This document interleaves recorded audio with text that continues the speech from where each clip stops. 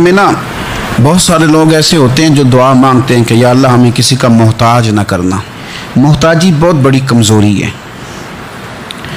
اگر آپ کسی بھی لحاظ سے کسی شخص کے دست نگر ہیں تو آپ بہت بڑے کمزور ہیں۔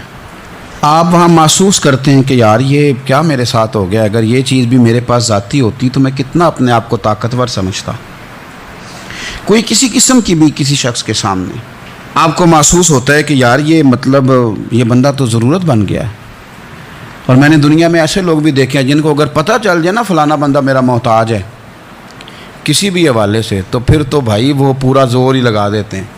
پھر تو اللہ تعالیٰ معاف کرے اگر بندے کو بندوں سے ضرورت پڑ جائے تو پھر تو وہ برا حال کر دیتے ہیں اگر انہیں اندازہ ہو جائے کہ یہ میرے بغیر چل نہیں سکتا۔ آپ زندگی میں کبھی بھی اللہ سے دعا مانگے رب کبھی کسی کو کسی بندے کا محتاج نہ کرے، اپنی بارگاہ کرم سے وہ بندوں کو دے۔ کچھ چیزیں تو ویسے ضرورت ہے نا، ہر بندے کو ہر ہنر اللہ نے نہیں سکھایا، وہ محتاجی نہیں، ہر بندہ ہر ہنر نہیں جانتا، وہ چیپٹر ایک الگ ہے۔ لیکن اگر اپنی ضروریات کے تعلق سے بندہ کسی کا محتاج ہو، وہ چیز ہے اس کی ضرورت لیکن وہ حاصل خود سے نہیں کر سکتا، وہ محتاج ہو گیا ہے، اب یہ بہت بڑی آزمائش ہے۔ ہمارے ہاں لوگ محتاجی کس چیز کو بھلا سمجھتے ہیں؟ ہمارے ہاں لوگ سمجھتے ہیں کہ پیسے نہیں تو میں محتاج ہوں، خدا نہ خواستہ کوئی معذور ہو گیا ہوں، وجود کا کوئی حصہ کام نہیں کرتا تو میں محتاج ہوں۔ ہم سمجھتے ہیں کہ شاید میں کرائے کے مکان میں رہ رہا ہوں تو محتاج ہوں۔ ہم سمجھتے ہیں شاید میں کسی کا ملازم ہوں اس لیے محتاج ہوں۔ ہم سمجھتے ہیں شاید میرا کوئی بڑا عہدہ نہیں ہے تو مجھے کسی سے سفارش کرانی پڑتی ہے تو میں محتاج ہوں۔ قربان جائیں جناب فاروق اعظم کے، ان کی سوچ پہ مسئلہ ہی حل کر دیا۔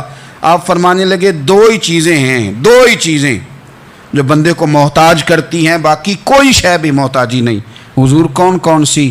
فرمایا ایک ہرس بندے کو محتاج کر دیتی ہے، دوسرا لالچ بندوں کو دوسروں کا محتاج کر دیتا ہے۔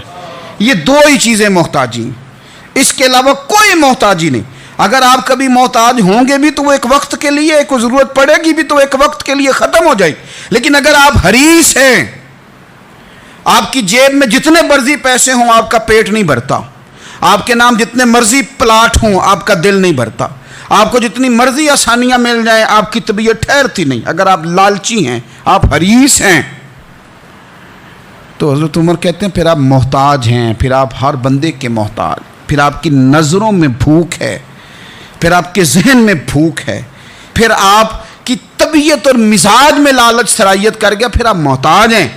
اور اگر محتاجی سے بچنا چاہتے ہیں تو پھر اپنے رب پہ بھروسہ کرنا شروع کر دیں، پھر اللہ نے جو دیا اس پر راضی ہونا شروع کر دیں، پھر قناعت کی دولت کی طرف سفر کریں۔ فرماتے ہیں دو ہی چیزیں محتاجی ہیں۔